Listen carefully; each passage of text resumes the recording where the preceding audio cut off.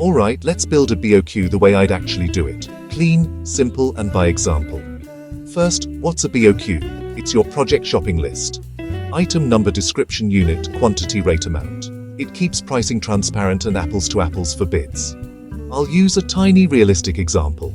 A single room in India, 3 x 4 mint wall thickness, 230 mm wall height, 3 min, 1 door, 1.0 by 2.1 meters, 1 window, 1.2 by 1.2 meters. Strip footing, foundation, simple finishes.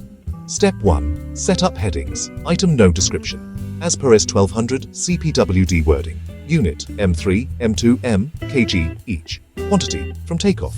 Rate, from CPWD, DSR 2024, or your state SOR. Amount, Q to I X rate. Step 2. Takeoff quantities. I'll run the math fast. A. Earthwork and excavation for strip footing. Center line of walls, OI perimeter, 2x3 plus 4, OI 14m. Assumed trench width, 0.60 milli. Average depth, 0.80 milli.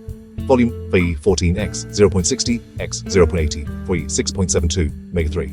Unit, M3. B. PCC 1 to 4 to 8 bed, 100 mm thick under footing. Volume of 14x, 0 to 60, 010, 084 3. Unit, M3. C. Brickwork in CM 1 to 6. Superstructure 230 meter. Wall area. Perimeter x height, 14x3, 42 meter.